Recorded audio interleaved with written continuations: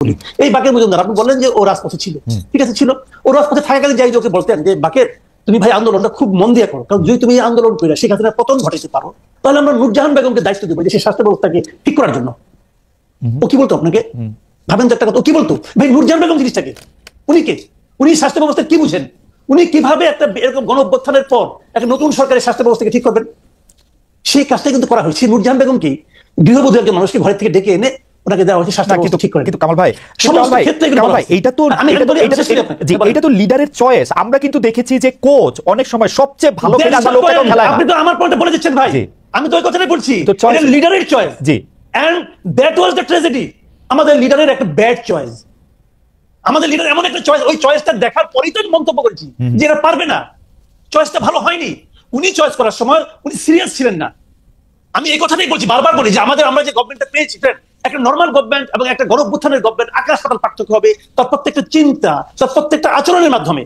অথচ আমরা একটা তারা হবে সাত, তারা হবে তাৎক্ষণিক। আমরা একটা গভর্নমেন্ট পেয়ে যেন লেথার্জিক গভর্নমেন্ট। আমি এই কথাটাই বলেছি। এবং কিন্তু ভাবেন তো যখন নাকি উপদেষ্টাদের যোগ্যতা নিয়ে, ওনার যোগ্যতা নিয়ে নূর কবির প্রশ্ন করলেন, উনি কি বললেন? উনি বলেন যে আমি তো এই জগতের লোক না, আমাকে জোর করেছে নিয়ে এসেছি, আমি কিছু জানি না, আমি বোঝার চেষ্টা করতেছি, দেখতেছি কি হয়, দেখি কতটুকু করা যায়। তারপর যখন বলেন যে আপনার উপদেষ্টা তো অনেক কিছু পারছেন না, ওই ওনাদেরকে আমি কি বলবো, আমি নিজেও তো পারি না, তো ওনাদেরকে আমি কিভাবে বলবো? আপনার এই কথাগুলো শুনতে মনে হয় যে না কি বিনয়ী লোক, কি সুন্দর লোক নিজের কথা স্বীকার করলেন। আপনি আমাকে বলেন ভাই, এটা কি ট্রায়াল এন্ড এরর ভিত্তিতে কাজ করার জায়গা? না কামাল ভাই, আমি একটু আপনার কাছ থেকে শেখার জন্যই একটু আপনার এই জায়গাটা থেকে বলি যে ডক্টর ইউনূস এটি অকপটে স্বীকার করেছেন যে তার তাড়াহুড়া ছিল, তিনি সব লোককে চেনেন না, তাকে এই লোককে নিতে হয়েছিল। কিন্তু আপনি তো আরেকটা জিনিস খেয়াল করবেন কামাল ভাই, ওনাকে কিরকম জায়গায় কিরকম একটা বাইনারির মধ্যে হাঁটতেছে। তিনি আওয়ামী লীগের লোক নিতে পারবেন না, তিনি বিএনপির লোক নিতে পারবেন না, তিনি এক্সট্রিম বাম লোক নিতে পারবেন না, তিনি এক্সট্রিম ডান লোক নিতে পারবেন না। তাকে মাঝামাঝি কিছু লোককে পছন্দ করতে হয়েছে। এর মধ্যে কিছু লোক ভালো থাকতে পারে, কিছু লোক খারাপ থাকতে পারে, কিন্তু তার ইন্টেনশন নিয়ে আমরা কেন প্রশ্ন তুলবো? আপনি দেখেন এতগুলি কনসেপ্ট যদি কামাল ভাই আপনাকেও দেই, এতগুলি কনসেপ্ট আপনাকে দিলে আপনার জন্য কঠিন হবে। আমি বলি আপনাকে শুনুন, আপনি চমৎকার প্রশ্ন করেছেন। ইন্টেনশন অবশ্যই ইম্পর্টেন্ট। আপনি একটা ভালো ইন্টেনশন নিয়ে একটা খড়ের গাদায় একটা মেসের কাঠি জ্বালাই দেন, জ্বলবে না আগুনটা ভাই? জ্বলবে। ইন্টেনশনে কিন্তু আগুন নিভাবে না, রাইট? ইন্টেনশনে কিন্তু তাপ কমাবে না, রাইট? সেই তাপটা তো আমার গায়ে লাগতেছে। আপনি শুনেন, সারল্য, ভদ্রতা, নম্রতা, এটা কিন্তু যোগ্যতার বহিঃপ্রকাশ নয়। আপনি একটা যুদ্ধে নেমেছেন, ইটস এ ওয়ার। আপনি সেই যুদ্ধে আপনি পারছেন না রে ভাই। আপনি বলছেন যে আমি দেখি ট্রায়াল এন্ড এরর। শুনেন, আপনার সামনে থেকে তার ছিল খোলা তার, একজন আপনাকে বললো ভাই তারটার মধ্যে কি ইলেকট্রিসিটি আছে? আপনি বলেন ঠিক আছে, হাত দিয়ে দেখি তো ইলেকট্রিসিটি আছে কিনা। আপনি হাত দিয়ে দেখবেন? আপনি হাত দিয়ে দেখেন, যদি থাকে তাহলে এটা ধরবো না, তো ধরলে তো আপনি মরে যাবেন ভাই। কিন্তু আপনি তো পুরো জাতিকে সঙ্গে নিয়ে হাত দিচ্ছেন। না কারণ কিন্তু এটা কিন্তু ব্যক্তিগত চাওয়া পাওয়ার বিষয় না। আমি আপনাকে বলি শুনেন, প্রত্যেকটা ক্ষেত্রে এই ঘটনাগুলো ঘটছে। তো আপনি কোন ক্ষেত্রে আপনি বলেন?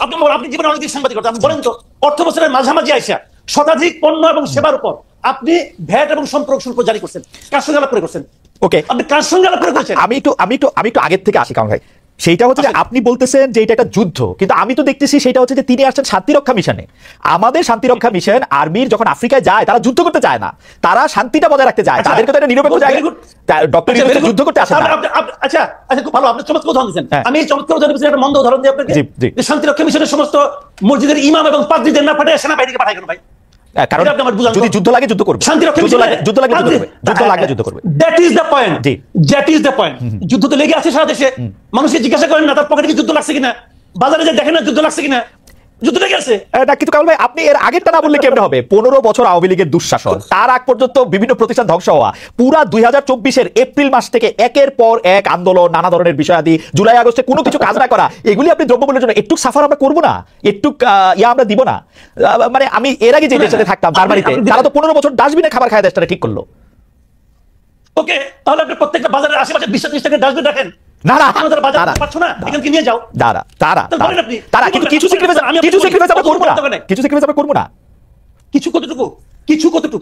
কিছুটা কার জন্য কিছু যে বাণিজ্য মন্ত্রী দায়িত্ব নেওয়ার 1 মাসের মাথায় সয়াবিন তেলের দাম ওই সিন্ডিকেটের স্বার্থে 8 টাকা বাড়ায় দেয়, তার কিছু?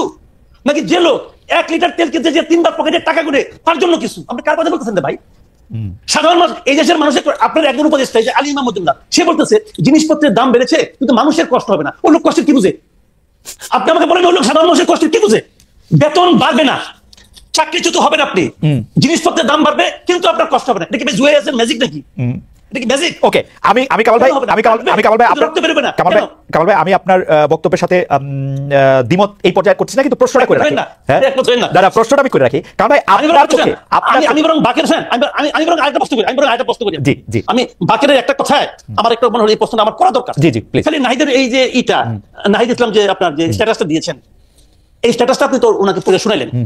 আমি যদি এই প্রশ্নটা করি, আপনি আমার বাকিকেও প্রশ্নটা করতে পারেন, বাকি নিজেও জবাব দিতে পারে। আমি যদি বলি যে নাহিদ ইসলাম যে অভিযোগটা করেছে যে এটার মাধ্যমে বিএনপি 111 কে ইনভাইট করতেছে, আমি যদি বলি এই স্ট্যাটাসের মাধ্যমে নাহিদ ইসলাম হিমসেলফ 111 কে ইনভাইট করতেছে, ওকে, আমি যদি এই কথাটা বলি, ওকে এই কথা, কারণ এই স্ট্যাটাসের মাধ্যমে সে তো আর্মিকে একটা পার্টি বানিয়ে ফেলেছে। একজন উপদেষ্টার পদে থেকে উনি এটা করতে পারেন? এটা কোনো সেন্সিবল কাজটা করেছেন না। ওকে, আমরা কামাল ভাইয়ের প্রশ্নটার জন্য